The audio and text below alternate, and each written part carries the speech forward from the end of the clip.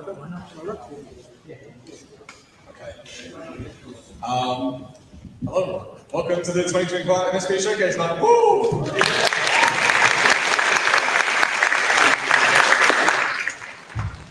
It's great to see something really close to something not so it's really great turnout.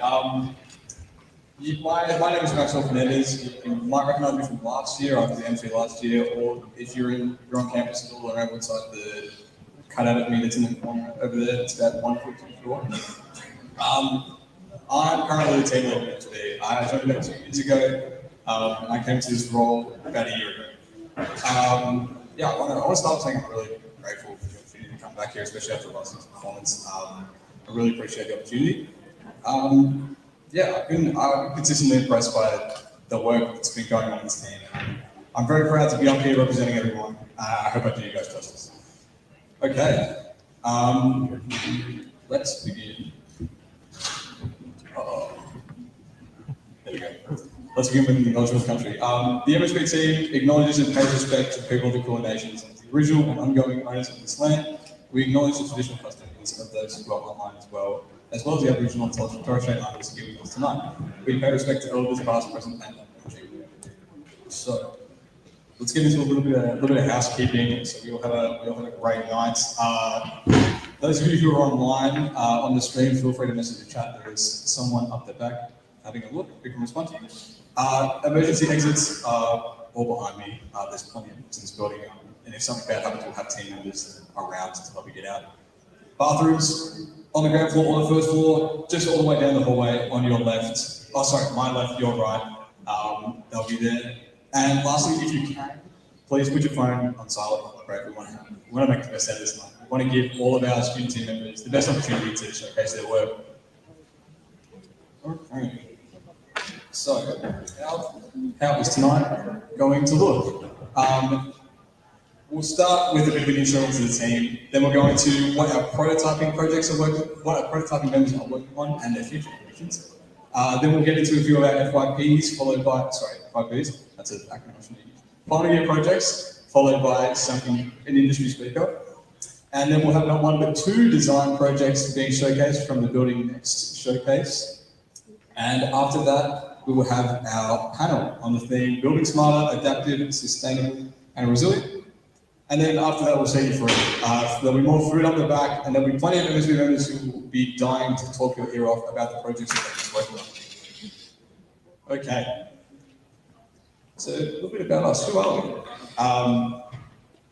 We're a multidisciplinary student team based here in Monash, and our mission is to create practical net zero designs that give back to the environment and community, raise awareness of the importance of sustainable design, and mitigate the future effects of climate change.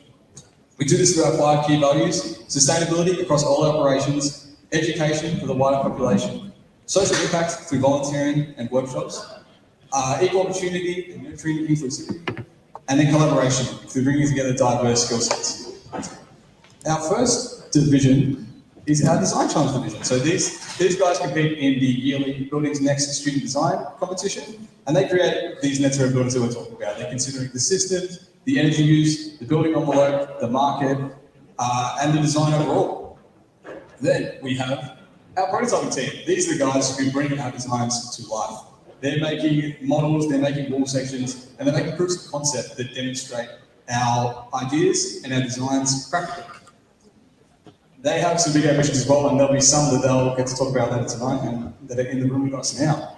And then we have our operations group. So this is the collection of our committees that manage our marketing, our outreach, our events, our connections with industry, and the well-being of the team overall. These guys are really the backbone of the team and the reason why we're all here tonight. So that is what our team looks like, and here's some of the stuff we've been working on. So we've had a really busy year since last showcase night. We've been to the Art Expo about 3 times now, building some industry connections and showcasing all the cool work we've been doing. We did an Eco Innovation Hackathon, so that was a collaboration with 6 other student teams here at Monash, targeted at first year students to make them think about how they can make their very own campus more sustainable. And then we've had multiple building tours, including the Sanders Place tour, so that's kind of upskilling our members and letting them see the things that we're working on in person and in a real industry environment. We've also doubled in size since last year. This is a big one. We started at, I think it was like 40 odd people last year, and we're now at a good 80, 85. Those pictures are very exciting. It's very exciting. And there's plenty of members here tonight if you keen to have a chat.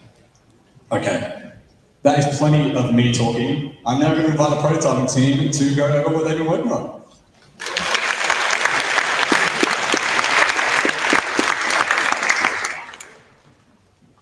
Cool, thanks, man. I'm Henry, I'm the prototyping lead, and I'm joined here by my sub-leads, Josh and Josh. Very easy.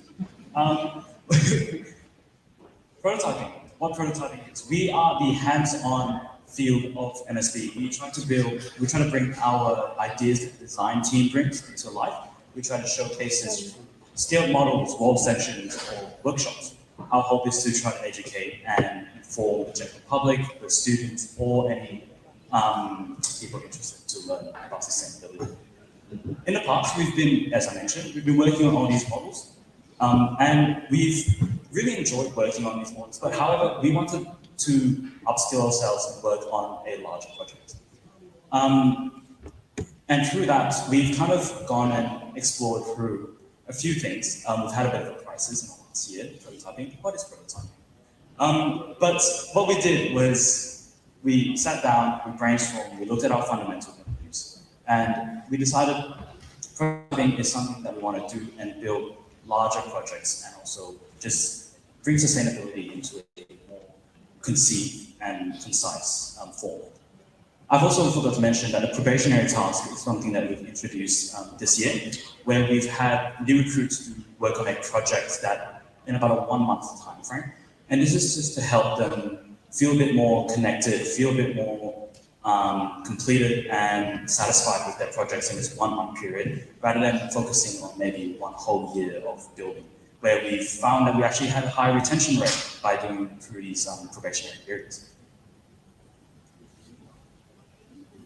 So one thing, as I mentioned, one thing that we really want to work on and want to upskill ourselves is to work on a larger project that eventually we want to build a house. A house is what we want to do, Monash sustainable buildings. However, we can't really jump straight to a house just yet. So a really fun, exciting solution to this is to work on a medium, pod-side medium.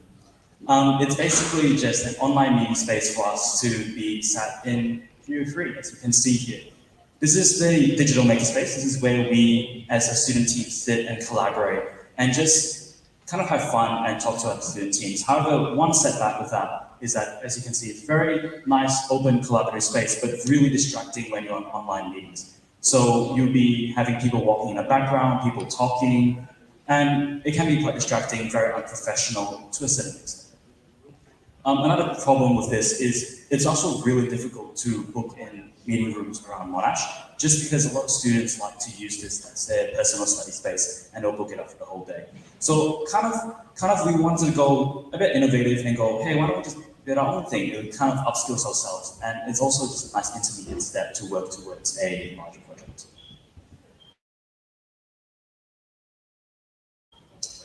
One of our criteria that we wanted to focus on was we wanted it to be sound attenuated, obviously. We wanted it to be at least reducing 20 dBA of noise from exterior to interior. We wanted to be able to be set up by 2 people and also need to be transportable because, yes, we want it to be in Geo3 as our permanent space, but we also want it to be able to be brought around to different campuses to set it up and to just showcase it like we are today. So before we were building it low ground, and to transport it up to level 1, we needed to disassemble it because it wouldn't fit in the elevators, it's too high. So we disassembled it, as you would have seen before, assembling it, having a bit of fun with that. We've also made sure that we keep it sustainable. And we've done this by reusing a lot of materials from previous projects. And we've also disassembled and reused a bunch of products from previous projects, but we're also using a lot of readily available materials that we source locally. And finally, we also want it to be very comfortable, so we've got really nice glass doors to ensure everyone doesn't feel as claustrophobic as it will be, but also to just have a nice space that's lit up and also casts really good shadows on you when you're having a meeting. These are a few initial concept designs that we've done. So, as you can see, some of them we have no roof, no door, or maybe just a couch. We've kind of gone into playing around with it a bit more, and we've decided to put a roof on it purely because we want it to be a enclosed space. So sound can travel out, because we were testing it around, and if there was no roof, you hear a lot of things. A nice board to make it nice and easy, but also affordable chair, affordable table, and affordable ceilings. I'll get into that a bit later. We've also, very early on in our stages, we've got everyone inducted and working on projects, and almost everyone here worked on this project and cut wood, assembled everything, and done a bunch of RAs, which is really exciting. Here we've also got a construction, and where we framed it up, had a quick play around with it, and just decided to see what fits and what doesn't fit. As you can see in the middle here, we've got Michael and everyone else surrounding him, because we just wanted to feel what's an ergonomic design for a person of this size and a person of this other size, just to see a nice average value, because we don't want you to be sitting too far, but we also don't want you to be sitting too close. So this is just a nice play around to kind of see where it goes. Yeah, so I just wanted to introduce some of the things we've done to try and be sustainable in this project, because that obviously was one of our key pillars we had when we built this project. Just some key things. We used light panel, and that was a material we had left over from Raj's, who is one of our members' FYPs. So we're just trying to use what we have instead of going out and buying more stuff. We also had FCS certified MGP10 timber. We have reused bolts and screws from previous projects that we had. In addition, precious plastic Monash has been nice enough to make our flooring for us. They made that recycled plastic. And yeah, we also reused compression blocks for our pallet, which is going to be put on. Obviously, engineering is never straightforward, so we had lots of challenges when going about building this project. One of the biggest challenges we've had, and I remember being stuck on this for about 5 or 6 weeks, bringing it to the team, coming back, was how do we join a thing like this together?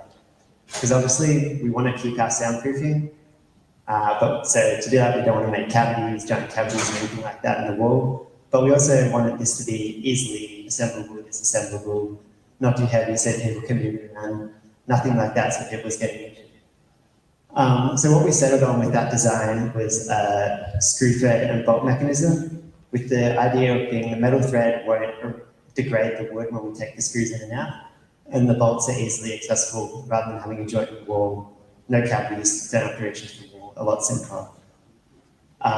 Then in terms of compactness and movability, that was also a big challenge.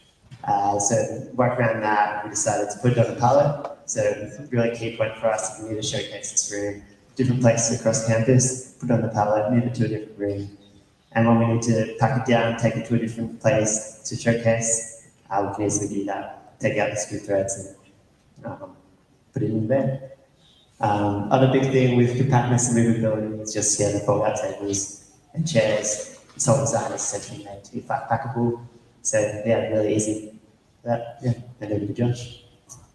Thank you. So here we've got the electrical diagram in it, which is pretty much encompasses all the electrical components we have in the meeting pod or pod side. So we have 2 strips of LED lights, one at the top to serve as ambient lighting, and then we've got one around face height, just to make sure for online meetings you're not overcast by shadow when going through the camera.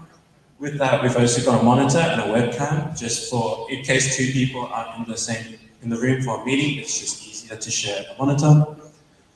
Also, additionally, we have a tablet which essentially serves as the smart hub of the entire room. And with that hub, you can control the lighting, so you can dim the lights of both LED strip independently. Additionally, it will show temperature readings and carbon dioxide readings that we've got sensors placed around indicated by the little dots on our diagram. And the main housing of everything happens in a little utility box under the table, which is built into the wall. Inside that is where the microcontroller we're using to control everything, which is a Raspberry Pi 6, and additionally the power, which is just a power rail. And this is one of the UIs. Sorry. So this is not the UI of the tablet. In it, you can see that we've got dimmable lights. We've also got fan presets. Sorry, I forgot to mention the fans take air inside to the meeting room. So we can change that depending if it's a bit stuffy for the user inside or it's a bit warm. We can change the settings in there. And we also have live temperature readings as shown in the top right corner. Yeah, so that's our project, and you can feel free, of course, to come up later and check out work in progress. We've got 2 nice wall sections and the electrical work.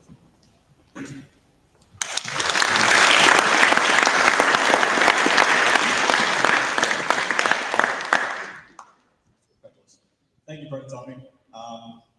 Henry, don't go too far. We now have our 2 final year project teams from MSB coming up and talking about their work over the past 6 months to a year. Can I get you guys to come up, please? Yeah.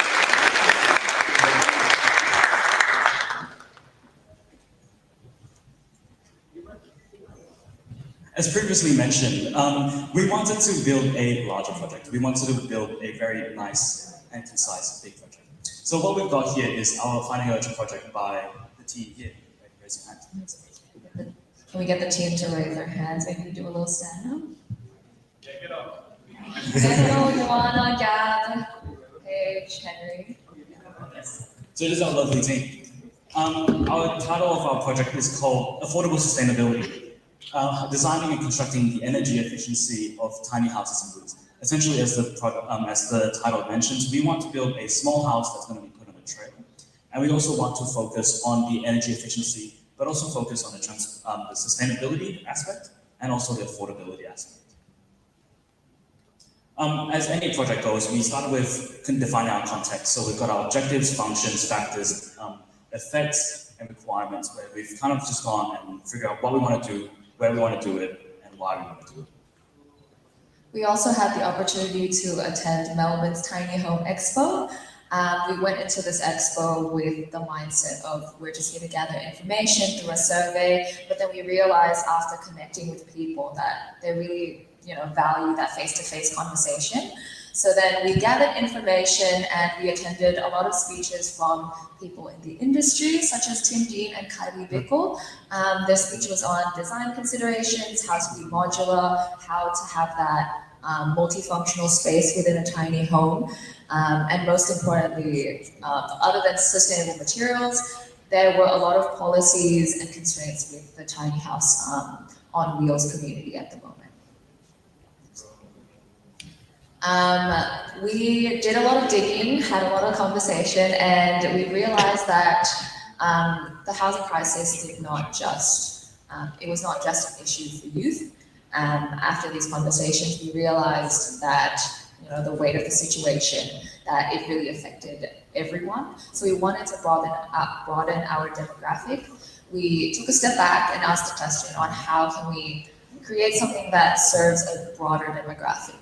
So we realigned our priorities and have chosen to focus on more of a sustainable and affordable, because the price range nowadays is around 40,000 to 150,000 Australian dollars. We wanted to also incorporate the passive design elements with on-site PV generation. We're also planning to do our energy modeling through Design Builder and our LCA as well, in order to reduce that carbon impact of our build and for both the upfront and the operational energy bits. So this is our current concept design. We designed for a more compact look.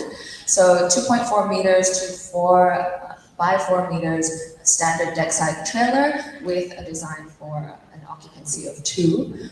We wanted to really maximize that vertical space because we're really constrained on the width because of a lot of policies and regulations. And we wanted to design for a multifunctional space use, especially for maybe the dining area and study area.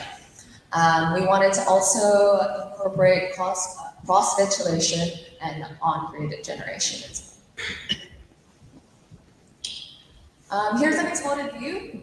We do have further considerations for our project, such as the window size, and transportation to site. Those were brought up by one of our supervisors, which we're really grateful for.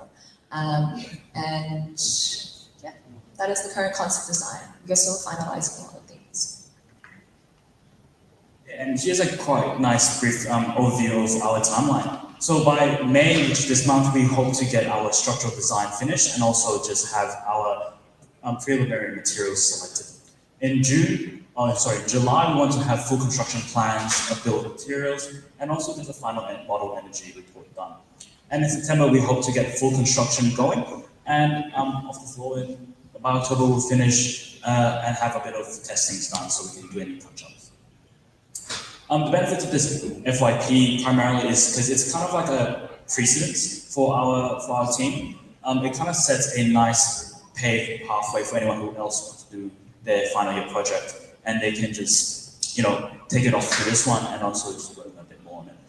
It's also a walkthrough experience for student innovation because they'll be able to come into our house and just have a look at it, see what sustainability actually looks like in a house. We've also got the first full-scale model of this project for us as NSB, as been previously mentioned. This helps develop our skills and also professionally grows us. We also want to bring sustainability awareness into construction, as a lot of waste is actually produced by construction. So by doing this, it kind of raises a bit of awareness as to not waste so much materials. Our goals and ambitions is we want to fully document and test building envelope, and also our timeline for future teams to kind of work on this and have other teams do this as a procedure. So we'll be just building the first base, and another team will come in and finish it off and clean stuff up, just so of our timeline wouldn't exactly fit. We've also got our faculty advisors here, Victor Chang and Brandon Winfrey.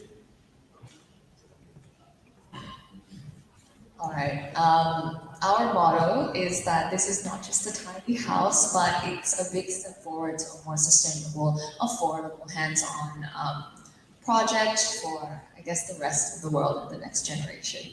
Thank you so much. We look forward to answering the questions. The whole team is happy to. And we're also looking for potential partners to work with material sourcing and just general advice for our project. We'd love to hear your thoughts. Thank you.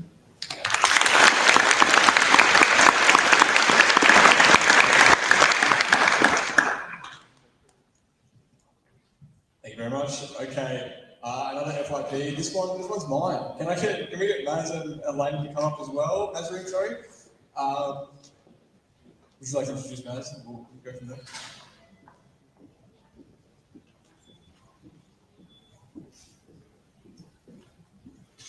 All right. Good evening, everyone. My name is Nazarene, and today I'm joined by Elena and Maxwell, and we will be presenting our final year project that is closer to the end, quite close to its end, which is actually just a couple of weeks. So our project is based on it is in conjunction with the Monash Sustainable Development Institute. They have a project called the Net Zero Precincts Project, and that is a interdisciplinary project that actually looks at various areas of the Monash precinct that they've defined. And within that precinct, there is many projects that are taking place. So our project is focused on the retrofitting and understanding of energy consumption of the residential buildings we have here at Monash University. So the main question we're trying to answer is, how does the energy consumption of an energy efficient focused retrofit building compare to the original building from the mid-20th century?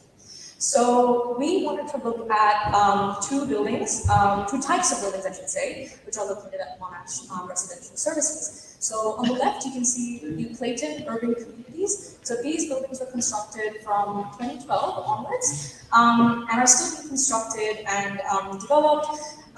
Then there's also the Clayton residential villages. So the Clayton residential villages are located on the north end of the campus and were built in the 60s. So they have been there for a while, and they were part of the first initial buildings when Monash University was being built. So we wanted to identify the problems in, not the problems, but more so the what potential we have for improving these buildings that are on campus. I'm going to pass on to Helena to talk a bit about the results that we provided.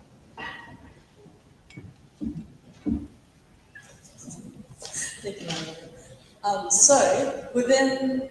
We have actually looked into getting qualitative and quantitative data. So qualitative data, we've sent out a survey to all the students on residential campus in Clayton. So to both our Clayton residential village as well as our Clayton urban community, just to identify which housing or which accommodation is performing the worst in energy as well as thermal comfort. So sending out that survey, we get that most of our responses are saying that they are not satisfied with their building. About 10% of people living in residential villages, which are the mid-century building communities, are not satisfied with their comfort, which includes comfort during the winter and in summer when it's extreme heat and extreme cold. So it's not providing because that would mean that they would need to pay a lot more for heating to be on all day in winter and cooling all day in summer. So from that, we have this, compared to the 10% that was from the residential village, urban community, which was built during the 2000s, and that only had like around 3% dissatisfaction from previous satisfaction. So from there, we could narrow down that the residential whole village was in fact like the mid-century ones were performing the worst, and so it was like that for our case study. And from then on, we compared the building data that we received from buildings properties division in Monash, and found out that the building that consumed the most energy was in fact Roberts Hall. And so, using Roberts Hall, we would be able to start modeling on Grasshopper and Rhino what the energy usage would be before and after retrofit, which that's what. Yeah, so thanks to BPD and the data that we got from them about the various halls, we've drawn some conclusions, none of which we can go over yet because we're still working on it. But we're finding that Roberts Hall is significantly more energy intensive, and we want to implement some changes. And the way that we hope to do that is by creating a framework of this kind of, what's the word? Multi-family residential buildings. We want to create a framework that can be used to retrofit those in the future. So if all goes well and our contacts at Monash pull through, this might be used to help retrofit and help design retrofits for the ongoing process that Monash is going through in fixing up some of the older buildings across the campus. Yeah, I think that's about the lot from us. Feel free to chat to us, of course. We'll be up there all night after this if you have any questions. Yeah, thank you, Nazarene and Elena.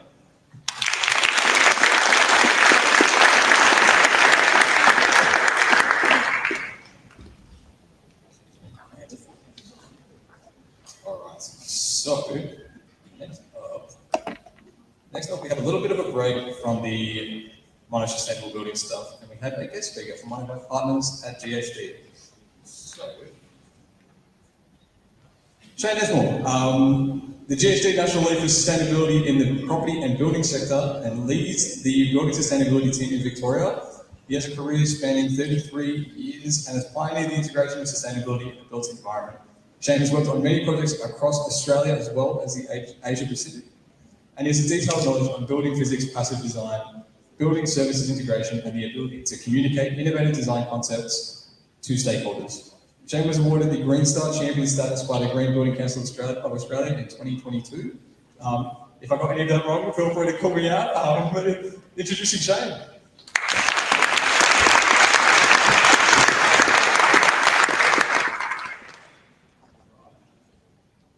It's like I'm running the show. I've only got 5 minutes. So very quick. So I want to talk tonight about refurbishing buildings, some of the challenge and some of the opportunities we're seeing emerging in the market, particularly around digital twin and other technologies related to that. So buildings, we've just come through a pretty bruising election campaign. One of the key things on that whole election policy platform was where do we want to go with our energy in this country? Do we want to go for a renewable, decarbonised future, or do we want to look back to the past and probably of Thankfully, we all decided, and most of us decided to move ahead quite rapidly. So the opportunity is there for us to really take a hold of the challenge of decarbonising our country.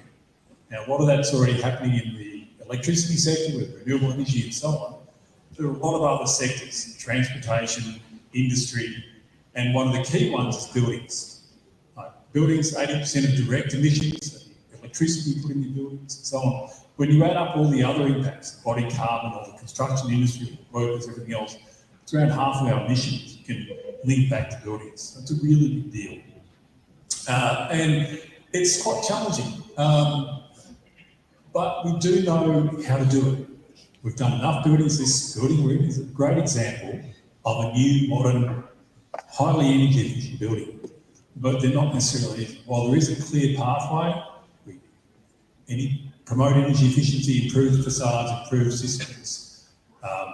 We look at getting rid of gas, which is a big problem for a lot of our buildings, decarbonising those buildings, cleaning up the refrigerants, and then supply them with renewable energy. A lot of that's coming already from the grid and will increasingly come to the grid or put renewables on the building. So there's a clear pathway. And for new buildings, it's relatively easy. We've got codes and standards that are improving over time. We're just looking at the next version of the construction code that gets a little bit better. But the real challenge we see is existing building, because there's a lot more existing buildings out there, and it tends to be quite difficult to deal with those. There are some drivers here, a lot of corporate owners of properties who have environmental goals, trying to decarbonise their assets, recognising the need to do that. You've got things like neighbours ratings that have to be disclosed every time you sell a commercial building or lease it out. So you're telling the world how good or bad the energy performance of your building is, and that tends to help drive things along. But what we find in places like Victoria, that our electricity supply and the way the neighbours rating set up, you actually get penalised a bit by decarbonising your building currently, and it will take time for those ratings to catch up with decarbonisation, where you get the full benefit from that. So there's even some disincentive there currently. And still relatively hard work. It's expensive. A lot of building owners don't want to rip off the facade of the building just for a few percentage points of extra energy efficiency. And all of that adds up to making it quite a big barrier. Domestically, in Victoria, I get rung up my phone every day nearly by someone offering me a grant or a scheme to upgrade my house to energy efficiency. But that doesn't really exist in the commercial building space. And so there's not a lot of actual driver and incentive from government or other sources to do that. And buildings will often go through a cycle of looking what they can do and trying to decide to do something and then not doing it. Often I go to a lot of buildings and talk to the building owners and trying to get us to look at how to upgrade and improve the building. One of the first things I do is ask, well, how many previous reports have you done? And often it's a big stack of reports that they've looked at how they can improve the building, but just haven't taken the next step. And the difficulty and barriers of that are quite difficult. And it's really hard often for building owners to actually understand where their energy is, what the issues are, how to go about tackling them. And if they knew at that fingertips, it's often a lot better. And while digital tools, the AI revolution is coming, it's been quite slow to impact the building sector. We've seen some AI tools in buildings. I've seen one building that was actually put in there and pulled out because the AI wasn't quite doing what they expected it to do. But there are a lot of digital tools being developed. We're just waiting to see the penetration make an impact, particularly in carbon emissions. One area is digital tools being established and starting to get used now is in the area of digital tools. So we're creating a digital representation of the building and using that to, particularly for facility managers, to track and look at maintenance and upgrades of their equipment and understand what they have. Even to the point where the government here is creating digital twin of the whole city. We've got a digital twin Victoria where you can look up what the plumbing is in your street, what planning schemes apply, where your building is, all of this stuff at your fingertips. So for architects and planners, it's great. But most of this stuff is just fixed assets. It's not the living, breathing part of the building. So what we're trying to do is overcome that sort of challenge. And when we actually are going through the process of upgrading and improve the energy efficiency of the building. A lot of it revolves around doing an energy model of the building. A lot of what the teams who have been doing, Design Builder and Rhino and so on, looking at modelling buildings, working out how they can improve them. But all that takes a pretty steep learning curve. It's quite difficult to do. And they're expensive. You have to employ consultants like us to do all that work. Not that there's anything wrong with that. And then it all gets turned to, and you come up with a process of trying to convince management how to do that. And oftentimes that you go through all this process, you provide the report, that gets put in the drawer, and then they get another consultant and they start the whole process over again. So it's a bit wasteful in terms of digital ability to do that. So what we're seeing emerging is what we call an energy twin. So it's really like a digital twin, but it takes all the living and breathing of the building systems, the fabric, how it responds and uses energy, and how it responds to the environment around it into it. So it's effectively taking that building energy model, but packaged it in a way that is much more accessible for people like facility managers and engineers who can really understand how the building comes together and can very rapidly build that. So we've been working with a startup here in Melbourne, and similar tools out there around the world as well. We're really starting to see this get some penetration, particularly in the property sector. Portfolio managers starting to roll this out across the business. We're helping sort of enable that as really a way of enabling a much more rapid and hopefully lasting decarbonisation of our existing building sector. So it's quite an intuitive process. It can take 15 minutes to build a whole building model. It's got smart presets in there that it knows based on the age and type of building, what its wall construction should be, what its windows should be. Work all that out really quickly build up the building. And then we go through a process of tuning that to the actual energy use of that building, where you can look at the last year's climate and work out exactly what's going on. And really rapidly build up that picture of the model. Then you throw it at all the different ideas you've got that you want to do. You might have 100 different upgrades or improvements, and then you can combine those into different projects. You can look at the return on investment of all those different projects, prioritise it, sequence it out, hand it over to the building manager. Because it's on the cloud, it can live there forever. They can own the data. They can get the next consultant to collaborate on that data and move it all through. So we're starting to see, I suppose, the whole point of this, we're getting to the point where digital tools become enablers and live with the building and help you evolve that energy and carbon performance over time. And that hopefully will unlock more of the decarbonisation of the building sector, which is really needed if we're going to hit our net zero targets. So thank you all. I'll leave it there. I think that's my 5 minutes.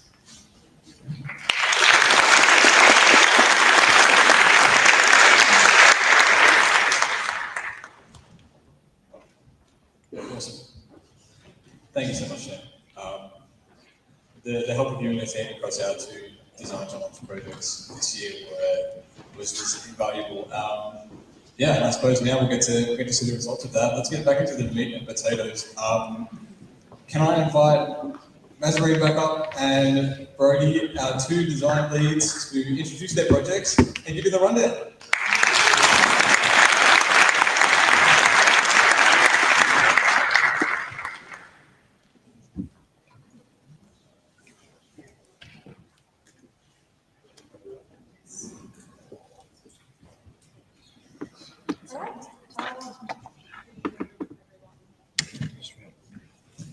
Good evening, everyone. Thank you all for coming again.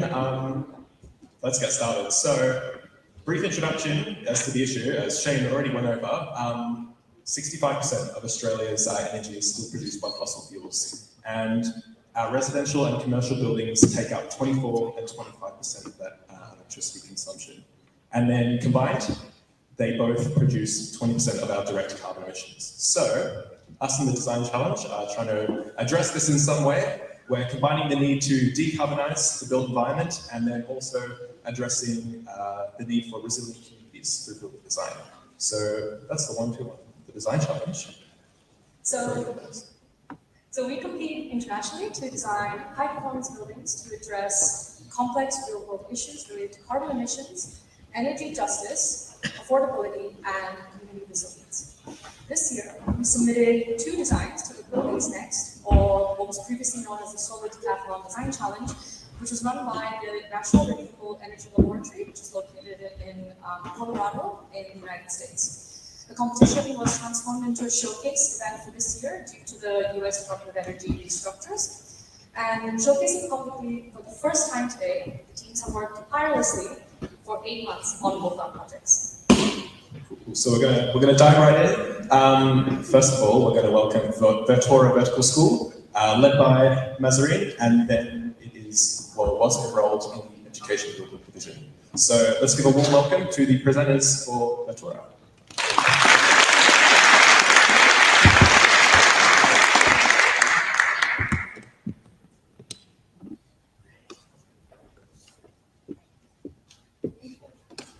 Hello everyone, I am Mazarine, and today I am joined by Rahula, Falcon, Liam, and Laurent. We will be presenting our design for the Education Building Division called Vertora Vertical School. Our multidisciplinary team consists of 18 members operating as energy, systems, market research, and design-based subgroups. By 2051, Victoria will be home to around 10 million people. So for context, the population was around 4 million 40 years ago. In the next 25 years, we'll be expecting over 1.2 million school-aged children. So Greater Melbourne spans around 10,000 kilometres, and Melburnians choose to move closer towards the central business district, increasing the density of the inner suburbs. This is due to increased opportunities in these areas. As the density increases, the state government cannot catch up with the demand for high schools. This has led to schools having to relocate their students due to over-enrollment, such as University High School, located in the inner city in Parkville. The Victorian government has committed to investing in new schools to promote development in their respective suburbs. So how do we fix this? Our chosen site is located in the city suburb of Carlton and sitting within a short drive from the main campus of University High, with direct access to public transport networks. The site falls within the Australian National Construction Code Climate Zone 6, located in the Southern Hemisphere. And this climate zone faces dry summers and, as we know, frosty winters sometimes now. The existing building on 1 Rathdown Street has been abandoned for over 12 years. Tarnished with graffiti, the building is described as an eyesore. Our design strategy was focused on 5 main areas: education of sustainable practices, energy efficiency, sustainable renovations, community impact, and adaptive reuse. Our project reimagines the dilapidated site by preserving key elements like the rectilinear street facade or adapted it for a vertical school. 5 additional floors will be added to accommodate the student population.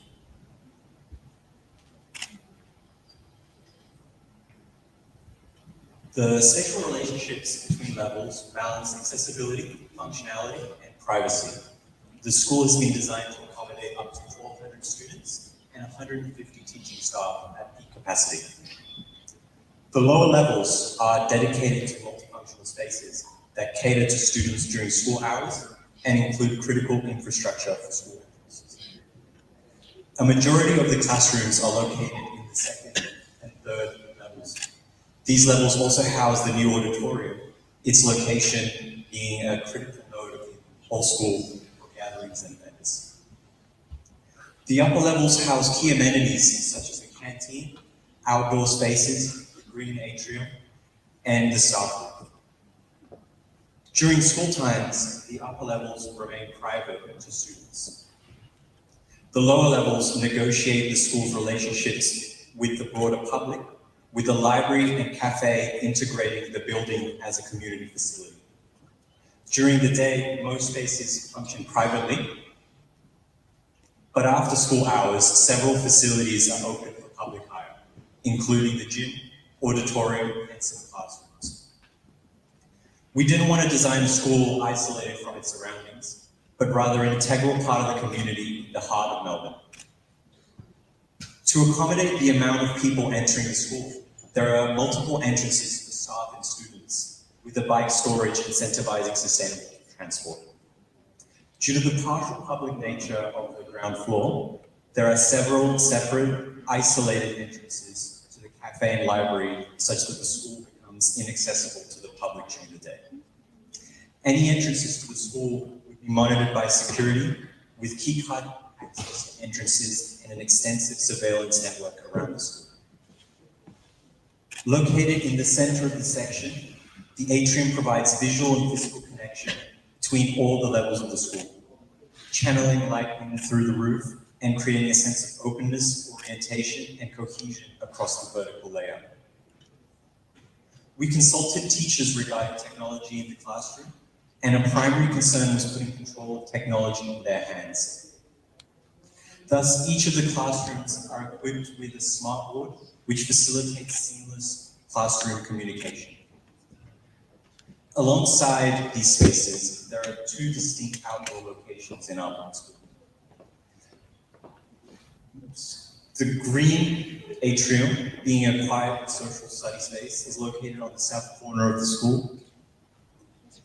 And another main outdoor recreational space, it's located on the higher levels facing north, and this is where we envision most of our students hanging around during recess and lunch, in a vibrant outdoor courtyard and student garden with shaded seating for socializing and relaxation.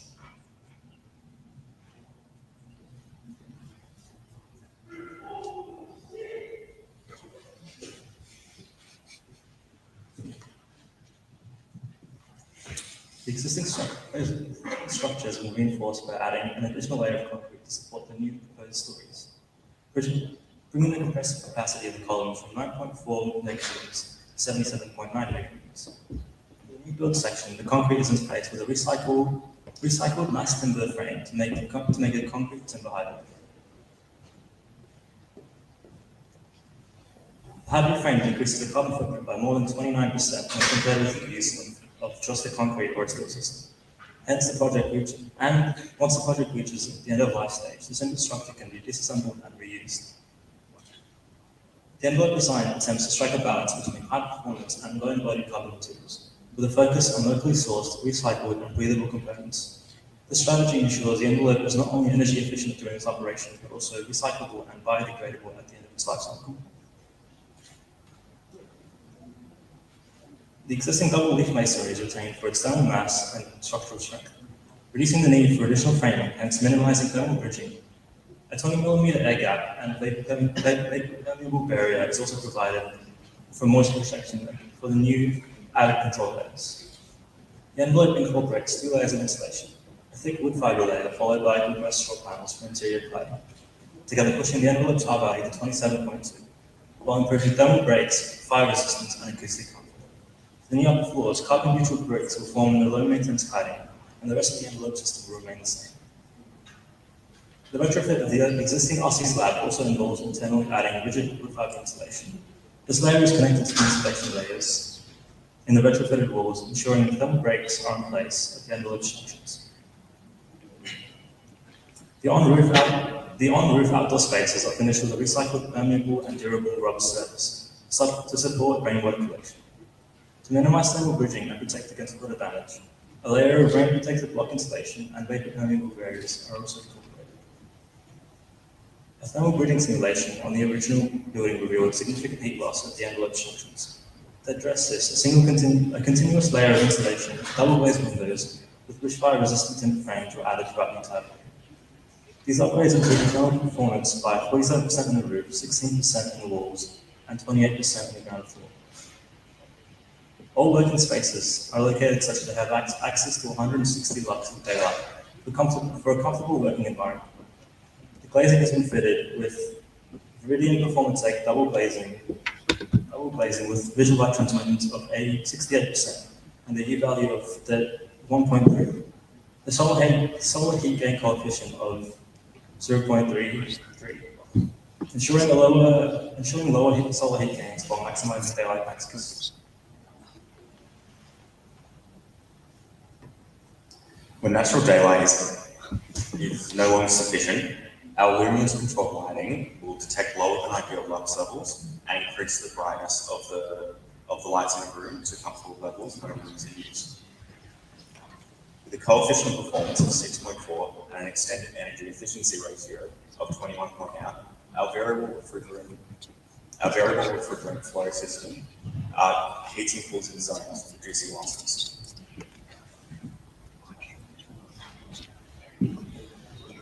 To maintain indoor air quality, a dedicated outdoor air system removes contaminants by replacing it with fresh air at a rate of 5 air changes per hour. Ceiling sets are equipped with motion sensors in order to enter standby mode during low occupancy for energy saving. Then, to complement the DOAS system, we have carbon dioxide sensors in order to monitor air quality and increase ventilation when required. Our water recycling system collects rainwater from the roof and outdoor areas through our permeable pavement. This allows it to flow into our rain smart training cells and moves through the building, combining with other rainwater systems. This is then treated and stored in the basement in order to be later used for toilets and irrigation. This system represents a 64% reduction in potable water use. Our site energy intensity is 18.2 kilo BTUs per foot square, representing a 62% reduction compared to the US median. In peak winter months of June and July, the building experiences high heating demand, while in January and December, the building undergoes peak cooling loads. The electric equipment and lighting loads remain relatively consistent all year round. Our solar array system consists of 100% Australian manufactured panels from Tindo Solar paired with microinverters to minimize system losses. This supplies 25% of our overall energy needs, with the remainder sourced from the grid. The solar array system plays a significant role in reducing our reliance on external sources, while smart meters across the building control and monitor energy use. During periods of low electricity demand, such as school holidays, the school generates surplus energy. This allows us to give back to the grid and support the broader community.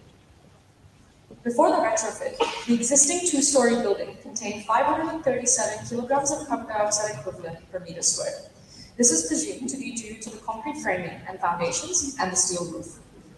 Retrofitting the envelope with carbon-negative materials and implementing a timber concrete framing system has reduced the carbon footprint by more than 50%, with a total of 3 million kilograms of carbon dioxide equivalent for all categories excluding B6. Our projected construction costs totaled $18.7 million, which is lower than the average construction cost of a Victorian high school of a similar size. On-site renewables and energy-efficient systems allow savings of up to $170,000 per year on annual costs. And finally, a benefit-cost ratio of 1.2 demonstrates that our building is indeed financially feasible in the long run. Our design aims to reimagine the position of education in a metropolis. Striving for higher levels of greatness, we present Vertora Vertical School.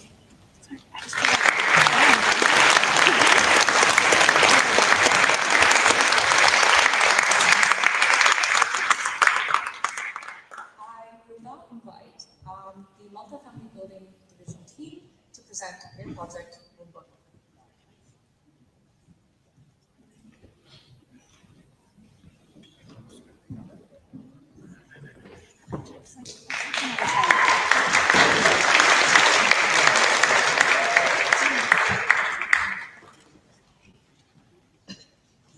All right, we are back.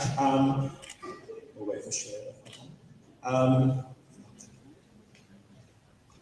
Before we start, I'll introduce everyone. So I'm Brody again. We have Louis here, Daniel, Yui at the front, and Shreya as well. So we were enrolled in the multifamily building division, and we're going to take you on a little journey through our design. So sit back, relax. We hope you enjoy it. That's it.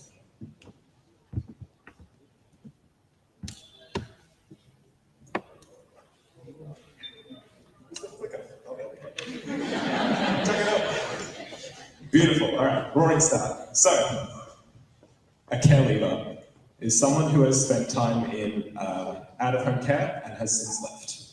So each year, over 3,000 youth age out of Melbourne or Victoria's state care system. And this transition is marked with significant housing instability, especially with the housing crisis. There's a 10-year wait list for transitional housing, and there's also the cost of living crisis. The end of the struggles, it seems, nowhere in sight for these vulnerable youth. When moving out, 36% of first-time care leavers will become homeless, and they are 3 to 11 times more likely to fall into crime, pregnancy, or unemployment. So everyone deserves the right to a home.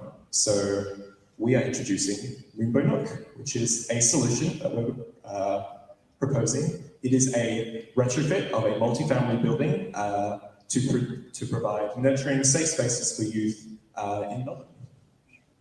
So we embarked as a team of 20, and our first step was to engage the community. So we engaged BLP, architectural consultant, GHD, who's here today, an engineering consultant, and our partner or our client, Wombat, who is a non-profit organisation who works in supporting youth transitioning out of home care.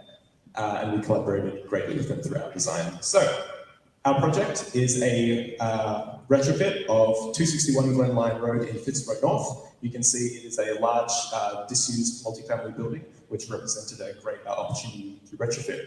We selected this site after a lot of criteria, and we visited it as well to document the condition.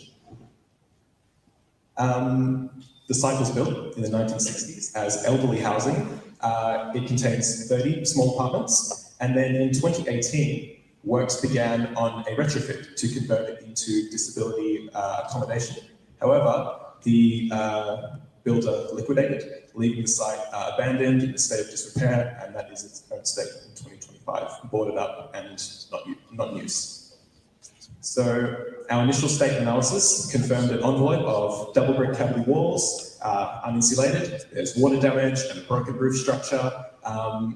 And with our initial state analysis for daylighting, we identified inadequate daylight autonomy, poor thermal performance, and inefficient energy usage of the buildings. Now, the site is located in NCC 506, Melbourne, so mild temperate conditions. And we also conducted a future climate change risk analysis. So we identified that heat waves and also increased storm intensity as the major risks towards our building. So we responded with a focus on durability. Now, our overall strategy is to take the existing 8-building structure and retrofit the existing buildings into residential living spaces. And then in the red, we'll construct new constructions between the existing buildings to facilitate a sense of connection with communal spaces. Now, we have 3 design principles: empower, perform, and connect. And with our design, we achieve net zero and a 40% reduction in embodied carbon emissions. Now, the design of our nurturing safe spaces is designed to give these youth a fresh start to independent adult living. So, let's meet our first occupant. Meet Oliver. He is 18 years old and one of our newest residents into Rainbow Nook. Oliver starts his day in his room, a cozy and livable space that feels like home. Waking up in his bed, Oliver questions whether to use the kitchen in his room or to head to the communal kitchen to meet others. But first, he customizes his pegboard wall and with new shelves and posters empowering him in shaping his space. The room has been carefully designed to give Oliver all the facilities he needs to navigate life independently as a caregiver. Built-in furniture allows for a self-sustaining room, helping Oliver to flow through his routine. Stepping outside his room, Oliver runs into a fellow resident in the corner and stops for a chat. Happy to have met a new friend, he passes by the unique artwork in the hallway with a spring in his step. Other residents smile at him from behind their books in their cozy reading nooks. At the end of the corridor, Oliver is bathed in sunlight through the polycarbonate wall and repurposed timber frames. These quiet, healing spaces link buildings and levels, drawing residents together to the communal spaces on the ground floor. In the shared kitchen, Oliver makes breakfast with a new friend, chatting as they swap ingredients and share utensils. After making breakfast, Oliver follows the murals guiding him on how to sort his waste, a small reminder encouraging easy, sustainable habits.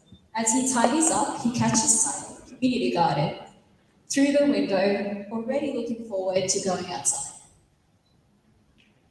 Outside, Oliver grabs his bucket and heads to the tap, where rainwater harvested from the roof is stored and reused through the tank. Today's gardening workshop is already underway. Tucker demonstrates planting techniques, and through the open gate, neighbours flow in from the adjacent park, chatting and ready to garden together. This is Oliver. He enjoys his afternoon, sharing his hobby with people that love it too. Tucker is Moonbow Nook's mentor, a youth himself who gets free rein to support Oliver and others in developing life skills while speaking familiar point content, something that our partner Monash reports as being successful. He lives at the front of the property, by the driveway, responsible and accessible for all entering and exiting. Oh look, here comes Dora and Pearl, returning from their midday walk. Dora loves living close to the grocery shops, and Pearl loves living close to the vet and dog parks nearby. Pearl adores the outdoor pet area. Heading through their own front gate, Dora lets Pearl loose. Soon she is leaping gleefully through the obstacle course, featuring natural materials like wood, and the safe space creates a calming, filling atmosphere, dedicated to both the pet and their owners. When Pearl's ready to head back to her room with Dora, she has easy access via a staircase that leads directly to their door. Dora removes and stores Pearl's leash in the entrance storage nook. The design of their room is much like Oliver's in the buildings next door. However, instead of shelving, Dora and Pearl's room features a transformable pet enrichment wall, sleeping and feeding nooks, and extra storage for pet equipment, perfect for both canine and feline companions. Later in the afternoon, Dora is sitting in the chair against the exposed brick wall. The carefully designed eaves allow the winter sun to shine directly through the windows and land onto the brickwork, capturing warmth. Now, heat is slowly releasing, keeping the room warm and comfortable as the outside temperature drops, reducing the need for any active heating. This sustainable practice is encouraged by the educational thermal mass mural, helping Dora and other residents grow more confidence in shared responsibility. Still cold in the chilly Melbourne winter, Dora approaches the climate cupboard, where she can reach for a warm blanket and a beanie before turning on the heating. A smart tablet is used to control the room's systems and also display helpful tips for building sustainable habits. Still feeling cold, Dora adjusts the heating slider. A ductless mini-split air pump, heat pump, provides individually heated zones and cooling to ensure her comfort. A mechanical ventilation energy recovery system brings in fresh air and recycles heat and moisture. Within her new home, Dora also has access to a variety of appliances that are locally sourced, all of which have a 4+ Energy Star rating and a WELS rating. Looking over her tablet, Dora realizes she has used less water than she did last week, putting her on track for a goal. As the washing machine whirs gently in the background, she can watch how the PV power flows from the PV itself to the appliances. Connected to a 6 kilowatt inverter and battery, Dora uses renewable energy throughout the day from 38 and 56 new 440 kilowatt solar panels, producing roughly 132.5 kilo-BTU a year to achieve net zero operational energy. Supporting the tablet is an open source EMS system, automating the energy management in Dora's home.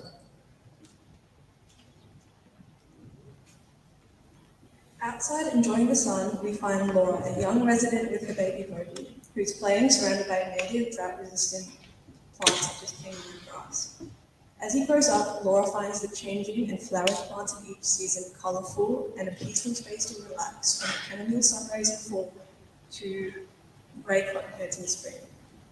With the sun now setting, Laura walks inside to a more private mother's communal area tucked away at the back of the property.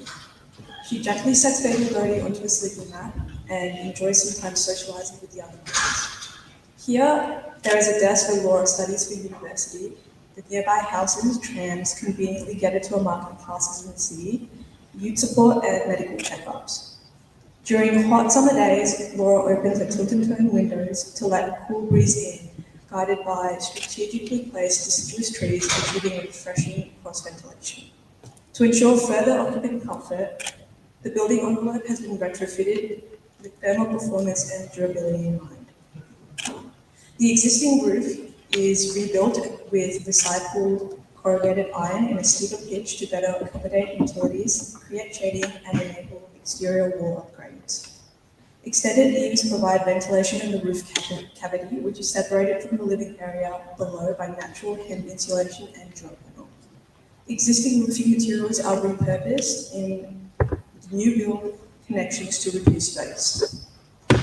To fully externally insulate the thermal mass, rock-wool insulation is added to the exterior of the original double brick cavity wall, along with a 3-in-1 water, air, and vapor control layer. Fibercrete panels clad the walls, providing durability and weather resistance. Installed over a ventilated airspace to manage condensation and moisture ingress.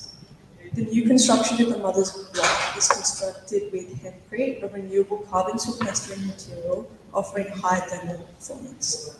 Each internal wall between the units uses a double stud party wall system with insulation for acoustic performance and a shaft liner panel for fire protection. Our retrofit has an embodied carbon reduction of 40% compared to that of a typical new construction, achieving a grade A in the Carbon Heroes benchmark with a 260 kilogram CO2 equivalent per meter square. By selecting materials sourced and manufactured within 60 kilometers of our site, we have lowered our carbon mileage and promoted a local circular economy by identifying nearby recycling centers. Our design interventions significantly reduce site and source EUI and operational carbon by 89%. The internal room designs also allow for greater daylighting for a HERS index of -1 with PV to justify our retrofit strategy. Heat waves are also projected to rise by 4 degrees by 2090 and are mitigated through eaves, drought-resistant planting, and deciduous trees. Storm intensity is also expected to increase by 40% over 65 years and is addressed with permeable pavements, flood barriers, and rainwater tanks. Oliver, Dora, as well as Laura represent the 3 key occupant groups as identified by partner Wombat. All their rooms are duplicable so that no one is favoured nor disadvantaged whilst ensuring cost. Sustainability education for them reduces water as well as power bills, whilst empowering as well as engaging them to be more environmentally conscious. Rent is 30% of their income, which is the standard for community housing. Occupants can benefit from further government rent assistance to reduce their out-of-pocket costs. In consultation with local builders, the total cost of the Moonbow retrofit is 6.1 million AUD, 28% less than a new net zero bill. Funded via the 2.38 billion Social Housing Growth Fund, Moonbow will cost 25% less than the average grant. Totaling construction, maintenance, as well as replacement costs over a 60-year period, Moonbow breaks even by year 30, finding these savings of a lifetime for both the government and the community housing organisation. Construction could start as soon as February 2026, with completion expected within 8 months in September. So Moonbow Nook's retrofit can be replicable over 100 plus other publicly owned buildings with both similar materiality and size. So this is our solution, Moonbow Nook, a response to the need to decarbonise the built environment, the housing crisis, and through our design of healing safe spaces for youth transitioning out of foster care, we achieve this. Thank you very much.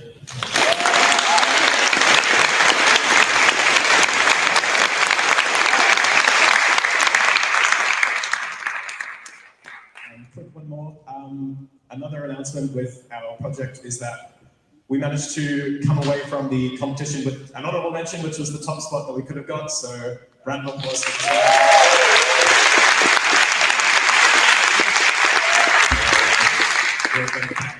We're very proud of this achievement, so a big thank you from me to my lovely team. Thank you. It's been excellent.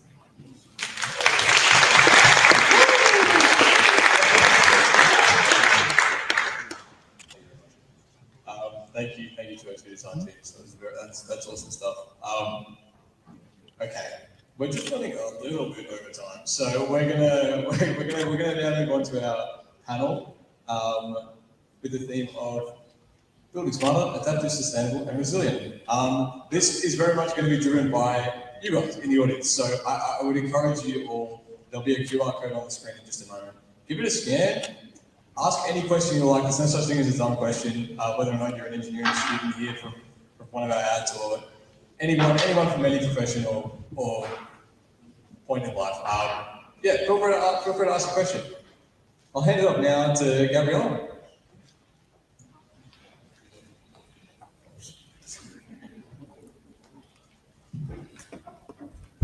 Hello everyone, so welcome to our panel discussion. So one of the key purposes of MSB is to kind of bridge that gap between students and industry. So we thought that the panel discussion would be a great way to also do that. So I'll quickly introduce our panel members for today. So first of all, we have Chris Bunting. So Chris is a regional director for Atelier 10, which is an international collective of environmental design consultants, brought together by their shared drive to find new ways to shape a sustainably built environment. Atelier 10 is part of the Sir Bernard Geron Group, a global consultancy in urban and infrastructure development. So I'll introduce Chris first to the panel. Big round of applause, please.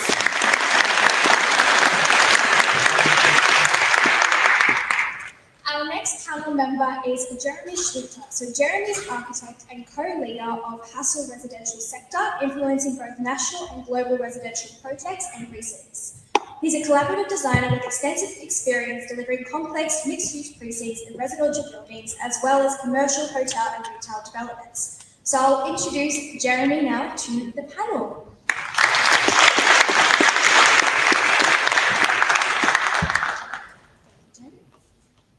I'll next introduce Dr. Jenny Zhu, who is a senior lecturer in civil and environmental engineering at Monash University. Her research explores the interactions between buildings, occupants, and the natural environment with the goal of advancing sustainable urban development. With a background in environmental engineering, building physics, and industry design, she integrates monitoring, modeling, and data analysis to address key challenges of urban performance. So a big round of applause for Dr. Jenny Zhu.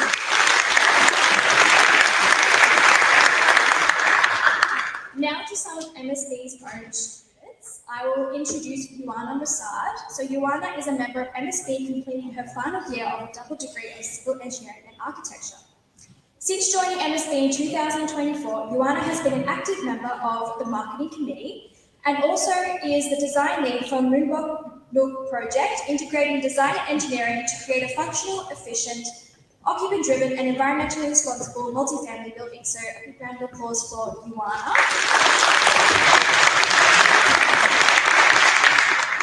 And luckily last, we have Charlotte Circle. So Charlotte is a member of MSB who is studying her Bachelor of Civil Engineering. Having joined the team mid last year, she was part of the Energy Envelope team for Ventura Vertical School, collaboratively devising passive and active design strategies to reduce the energy use of the building. So lucky last, big round of applause for Charlotte. Before we start, I'll just just like to say on behalf of MSB, thank you to our panel members as well. So our panel questions will be focusing on the theme that is behind me. So building smarter, adaptive, sustainable, and resilient. So I'll first touch on that first aspect of building smarter, and we'll kind of delve into that definition a little bit more. So I'll begin with our industry. How do you define building smarter, or what does building smarter mean to you in the context of today's built environment? Who would like to begin?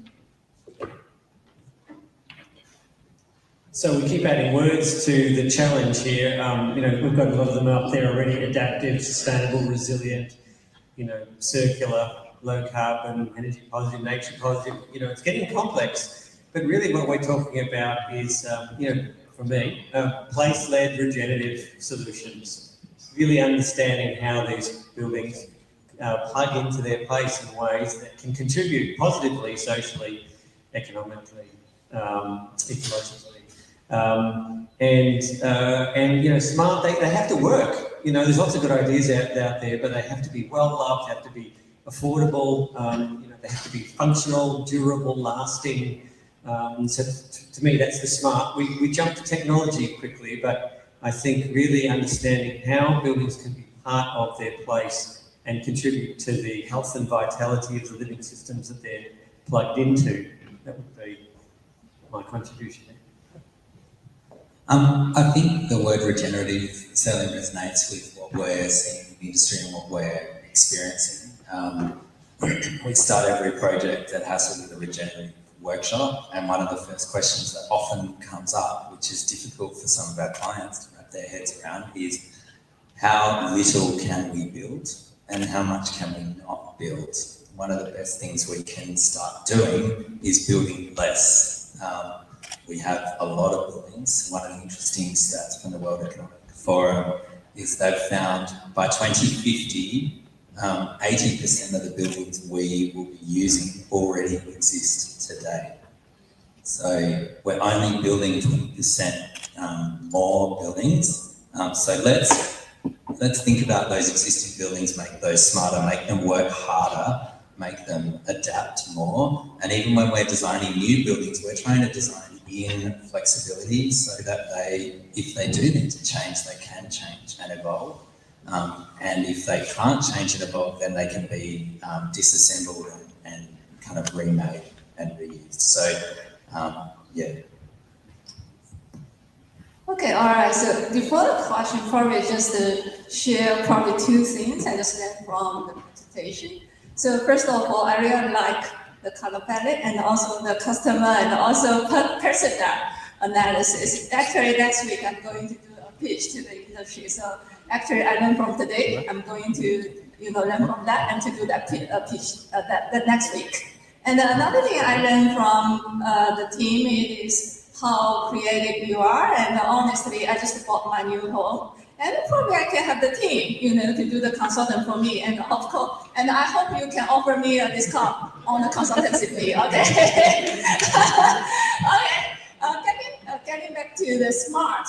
So I guess if you search the smart in terms of the institutional definition, I guess a lot of the keywords is almost about IoT, the digitalization, automation. So yeah, everything that's all right. So institutional definition. But my feeling about the smart, it is, okay, how smart to people? So you are still young, so you can still deal with all those, the fancy technologies, but at the same time, probably we need to think about those elderly people and sometimes the children. So I guess a critical dimension in smart, it is always about the people. Yeah, just my 2 cents. Thank you. Thank you, Jenny, so much. And I'll pass it on to some of our MSc students. So what does building smarter mean to you? I feel like a lot of it was already covered, but to me, building smarter, often when we say smart, we think of technology.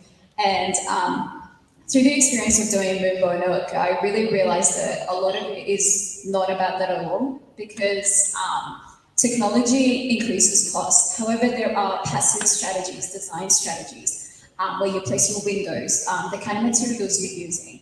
So to me, building smart is really about future-oriented design.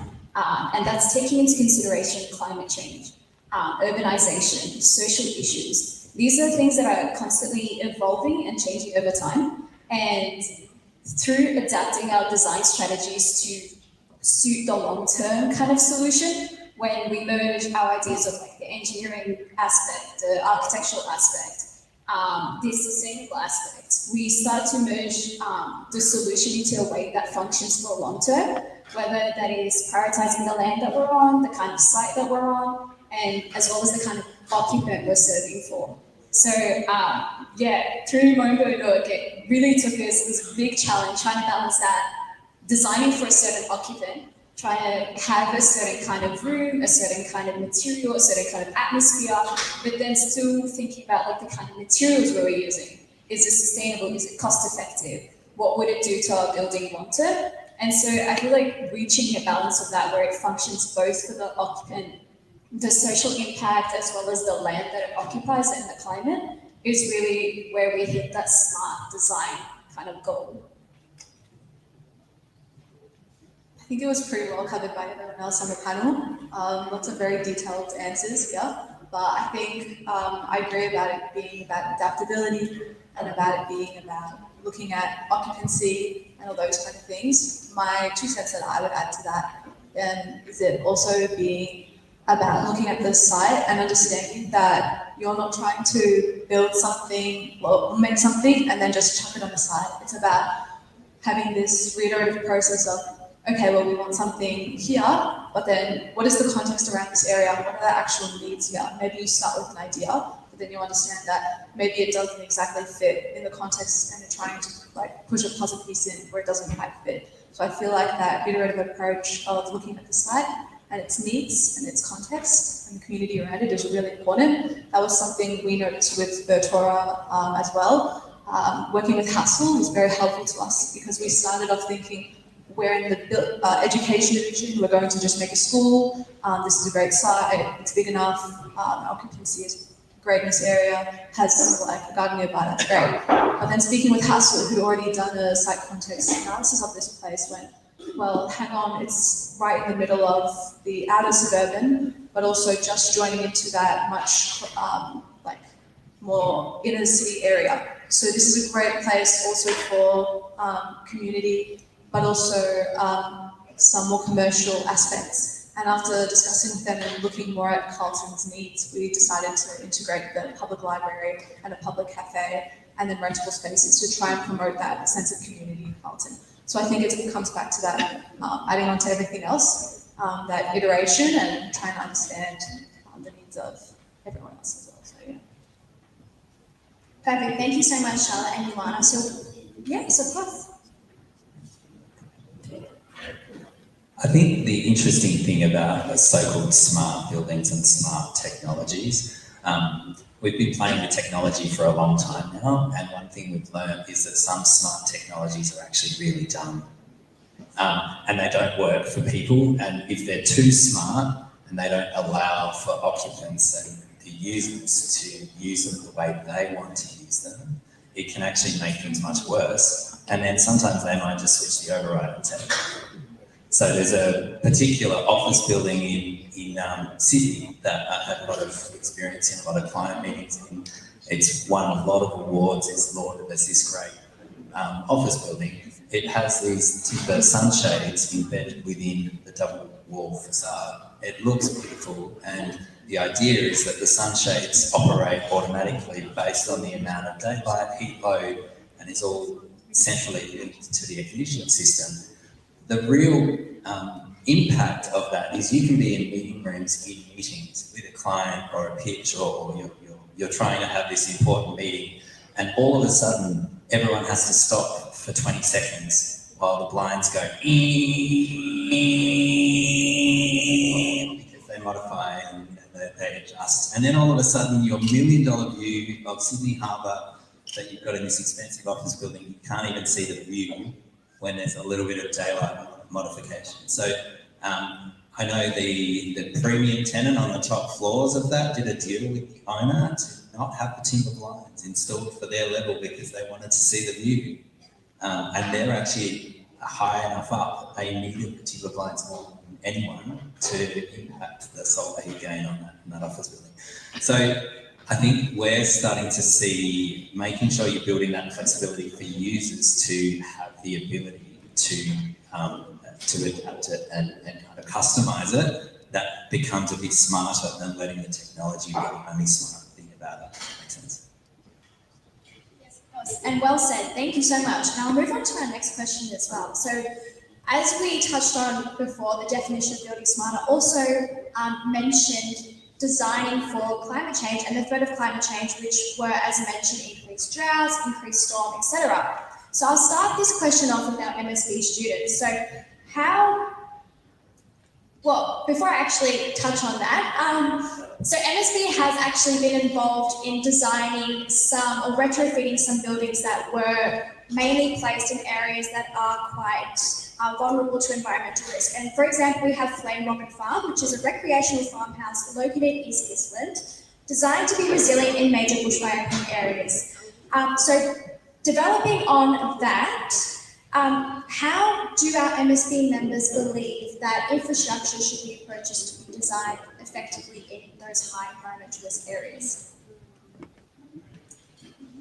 I believe the first thing that we do and we did and we still want to do is we check the regulations.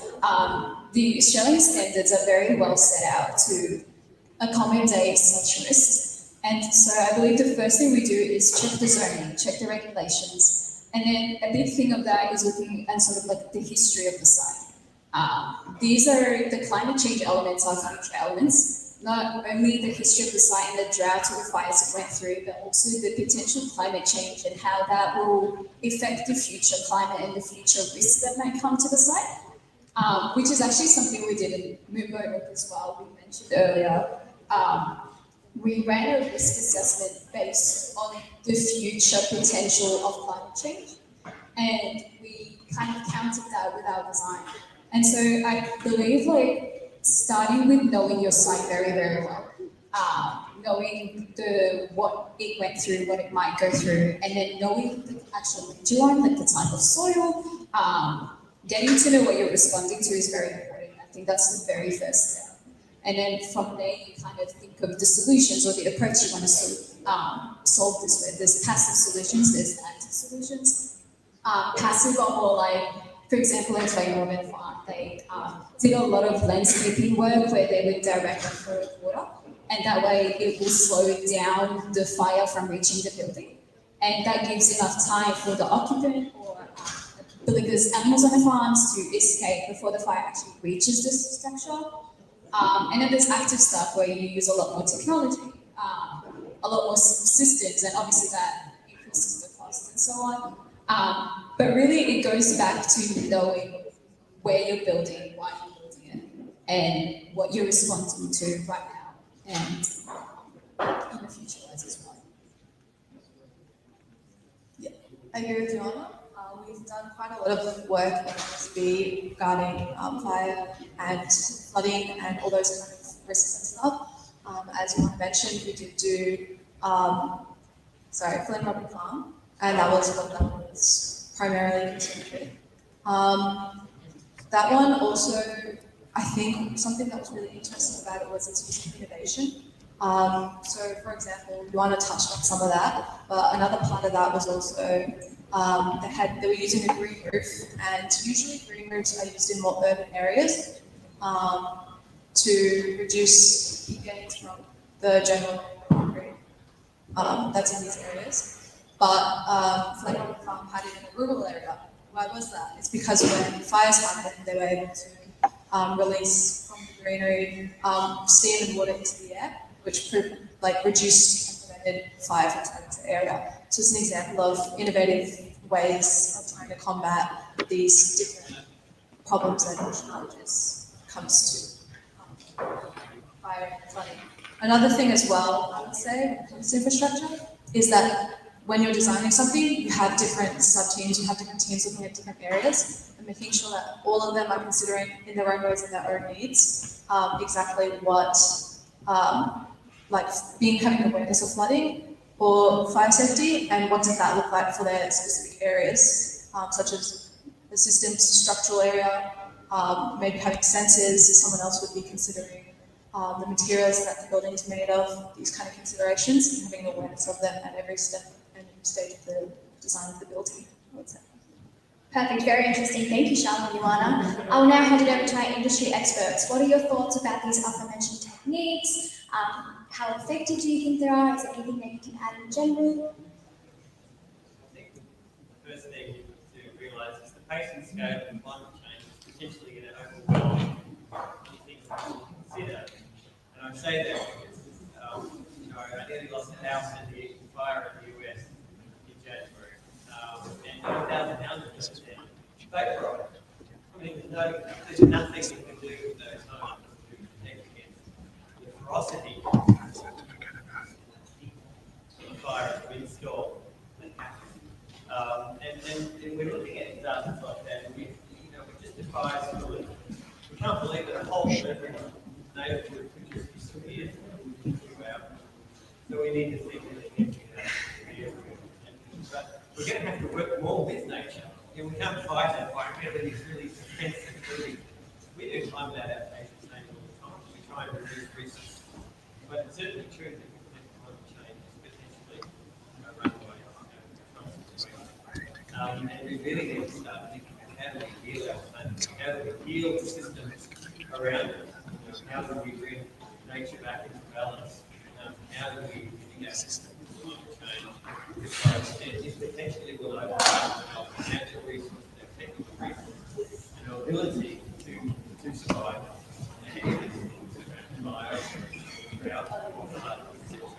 So there's a lot we can do in design. There's things that we can do. But that's not to carry away with our ability to somehow survive without huge disruption for 4 degrees temperature. That's when civilization starts to break down. Picture that where when pork produce what Australia would like, climate change. So there's lots of things we can do. But let's be realistic about what we're facing. We actually need to heal the ecosystems around us. And that's really the big challenge.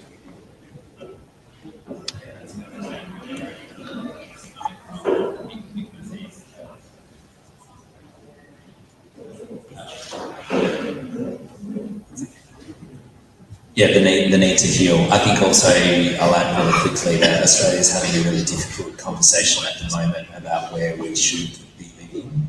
There are some places in this country where perhaps it's not appropriate for us to be living and building and occupying because it's too susceptible to flood or too susceptible to fire. That's a long-term conversation, but we need to face it head on because we can't rebuild some of these communities every 5 years for what previously was a 1 in 100 flood. All right, so probably some of you in my unit, and I talk a lot about, I cover the LCA study in my unit, and I'd love to see you already apply that too. So I don't think I need to mention about so-called scope 1, 2, 3 emissions, and all those tricks, how they move from the scope 1, 2 to another scope. So probably I just forget about it. Regarding the topic fight against the climate change, I feel it is not a slogan. So it is always coming down to action. More specifically, it is step-by-step action. And also, what would be the trade-off? So I think probably the nuclear is a topic here, probably a couple of months ago. So I'm not against of that topic, but something as an engineer, something I expect, okay, if we use the nuclear to fight against the climate change, something I would like to have, it is, okay, what are we going to deal with those toxic waste? Do we have any solutions for that? And also, okay, in terms of the financial, are we able to afford it? So that's what I mean, okay, coming down to the action and the step-by-step action. So my 2 cents. Thank you so much. And one thing, leading on to our next question that Chris said, which is quite important, we need to start with healing the planet that we are with now. And a key aspect of doing so is educating around sustainability. So I'll direct this question back to our industry professionals. I'll start with you, Chris. How do you think the educational framework regarding sustainability should change? Is it quite successful the way it is? Is there anything that you wish you had in university or even in school while growing up that would have educated you more about sustainability? What are your thoughts? So we all need to get upskilled in navigating the complexity of our situation, I guess. So systems thinking is a really good one, being able to think across a multitude of disciplines and you know, how do systems connect? So water systems, ecological systems, living systems thinking. You know, all engineers should come out of their program understand how living systems work, right? Because, you know, their technology, their materials, the energy for that system, whatever it is, you know, it's nested within living systems. I don't think we teach that enough. I know I didn't learn that very much when I went through engineering. I think we need to learn about how to change hearts and minds, because we actually have huge capability technically. Why are we all doing this stuff? It's willpower, it's mindset. We need to understand how people think, their perspectives. We need to be able to empathise with where they're coming from. We need to understand how to be persuasive, how to be an advocate. You know, I talk to engineers, they're like, I'm not in the advocacy game, I just design stuff. Yes, you are. You won't be able to get your technology off the ground if you can't persuade people that it makes sense, that it's a fit. And we need to also be able to communicate our ideas in engaging ways, you know, graphically, you know, telling stories like we saw the example before, you know, the journey maps, you know, making it personal, making it relatable. You know, these are all key skills of being able to communicate complex ideas and get many people on board so that we can shift the dial. We can, you know, bring more people on the journey faster and scale up these ideas. Yeah, I think the education system is always changing, it's always evolving, it's always improving. I think ultimately we're going through a really interesting period at the moment where the future is in your hands, and we're in your hands in some respects. Our future is in your hands, so I'm hoping the education system is doing enough, and I think it is. It's certainly keeping up with the challenge, but yeah, Chris is absolutely right that knowledge will get you so far. The ability to communicate is absolutely critical to being able to affect change, because there's no point in knowing about it if you can't communicate it and you can't bring everyone else on the journey and actually affect change.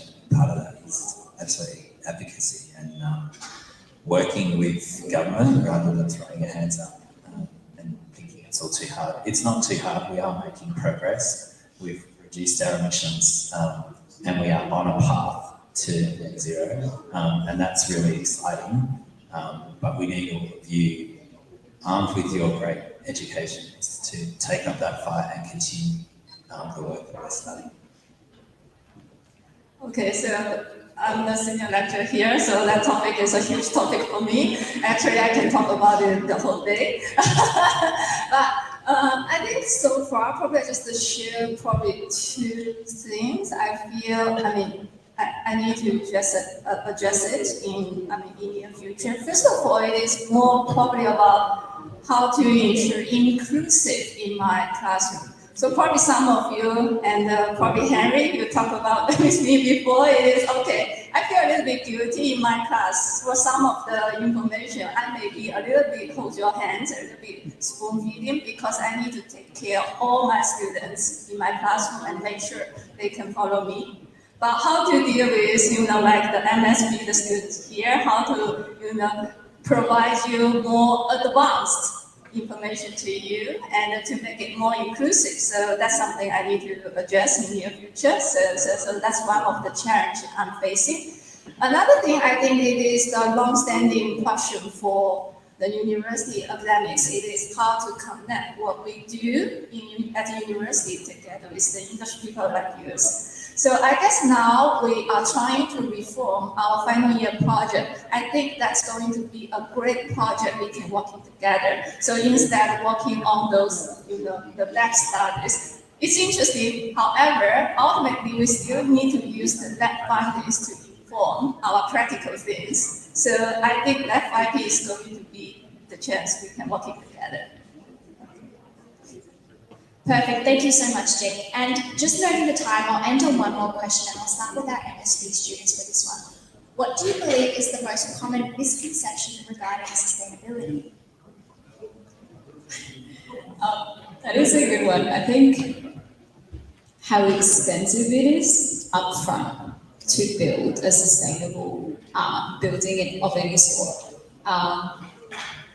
It's a misconception because yes, upfront it's expensive, but what the passive strategies, the extra cost of materials, the extra thought process and the time it takes to design something that is sustainable is paid off in the future.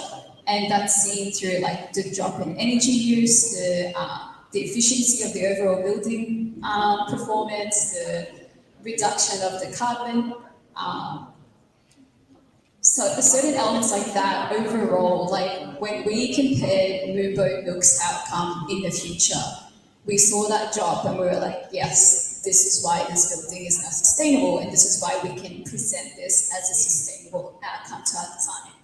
And so it's often seen as like, as soon as you say sustainable, people think it's expensive, it's not aesthetic, it's probably going to be, has a bunch of trees and it looks mediocre and it's okay. But in reality, sustainable design is really about integrating everything together into something that is very much efficient and adaptable for the future. And so I feel like as students, connecting to like your last question, because I think that's something really important for us, it's like we learn all this information on how to be sustainable, how to design sustainably. But when we come to apply it, how do we apply it? How much of what we learn actually works in industry? How much of it actually is feasible? Because on paper, all these methods seem applicable and good. Yes, we know we should do this, but how do we actually apply them? And so I think it's a conversation we had with Wombat, our client, about how we can influence the people in Moombo Nook to actually be sustainable in any way. And we found that like one of the only connections we can actually get them to like not use their heaters and actually reach that climate cupboard and get like a blanket or turn on a fan rather than using the air conditioning. And we realized like the relation is cost effectiveness. We're like, if you do this, you're going to reduce the amount of rent you pay because you're using less energy and you're using less water. And so I feel like it's just understanding what sustainability actually is, and actually like Chris said and Jeremy said, it's like how do we communicate it? Because yes, we learn it in terms of curriculum, but how do we communicate it to everyday people? How do we tell our friends? Like a lot of times when we talk to our friends, like, what does that even mean? What's LCA? What do you mean the carbon footprint? So it's really how do we communicate that, and that will really break that misconception that people have when they hear the word sustainable. Yeah,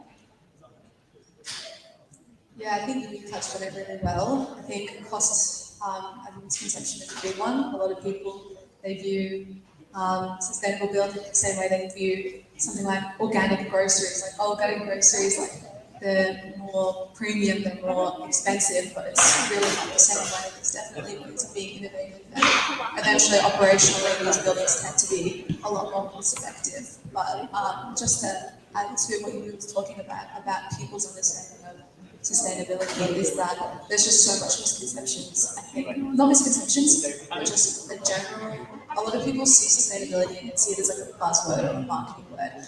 You can tell someone this house is a passive house, this building's a green star. I just don't think there's enough knowledge to the public, their awareness of what exactly a sustainable building is. A lot of people think, oh, it's green, or it's got a lot of external like greenery and like climbing like plant walls and things like that. I think more than there's misconceptions, there's just not enough of us communicating as the industry experts were talking about, us being able to communicate our ideas and what exactly a sustainable building is to the general public and to other people.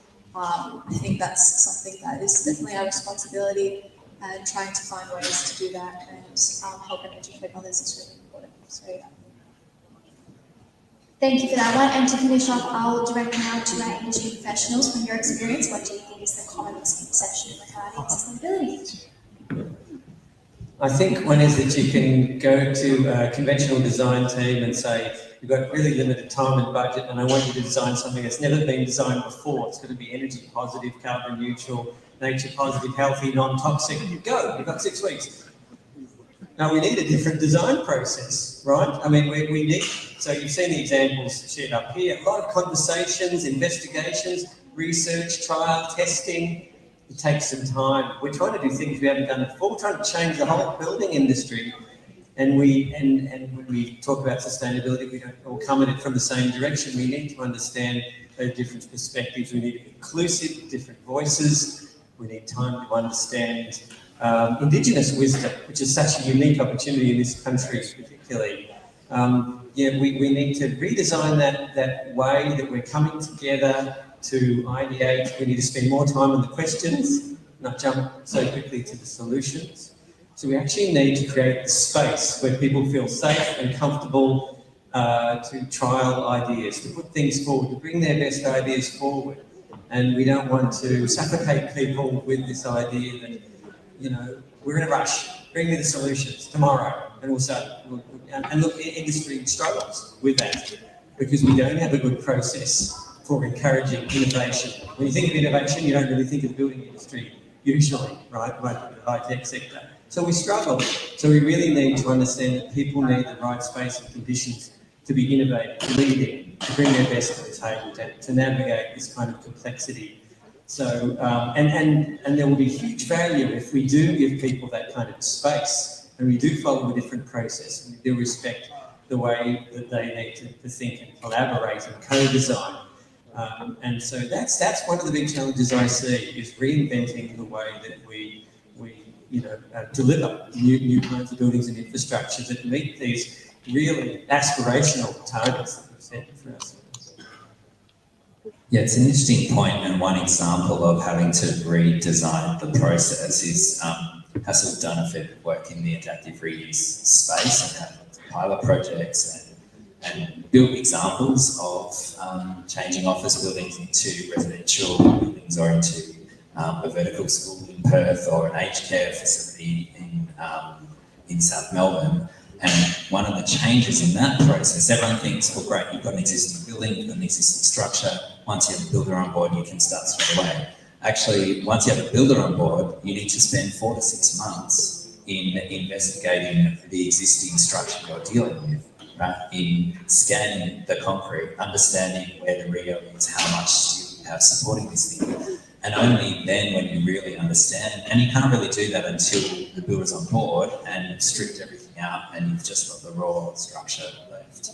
So that's a different process of building, right? That still saves some time over building an entire new structure, but there is a different process and we need to be adapting to that. One of the big misconceptions we find in the sustainability space is that using sustainability rating tools is a fast track to a great solution and is the answer. It's not the answer. It's becoming a little bit business as usual these days to achieve some of those sustainability targets. But actually, we're finding more and more what we need to do is put that to one side and look at what does carbon neutrality looks like, what does regenerative look like, what does net zero look like, and some of those bigger picture things that may not necessarily be captured in a rating tool. Do we have gas and can we not have gas?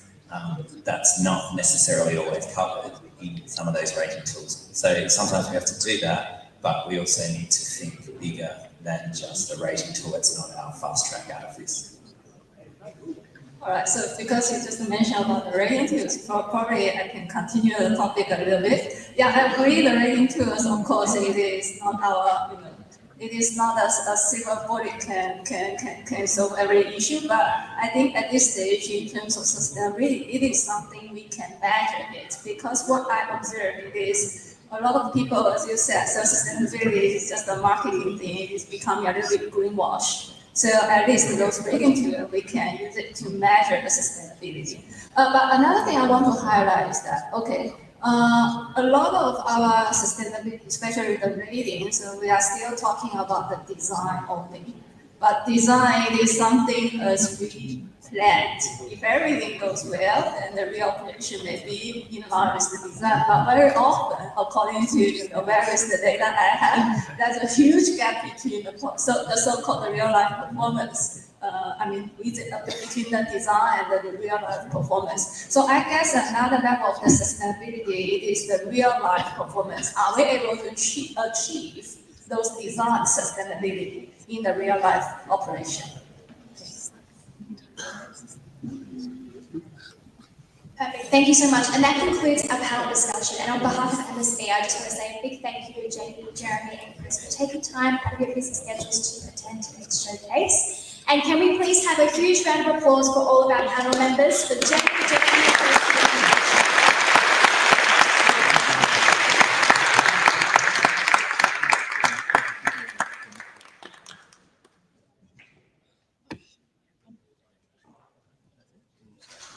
Okay, feel free to sit down. Thank you so much. Thank you, Gabriella, for being the moderator of the panel. She did a wonderful job. Big round of applause for her.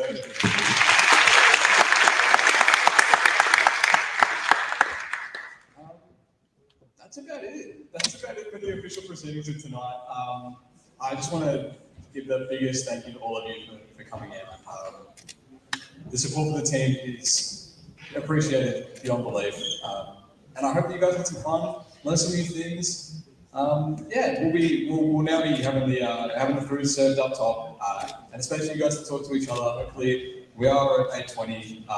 Technically, we're running till 8:30 dessert here, so feel free to stick around.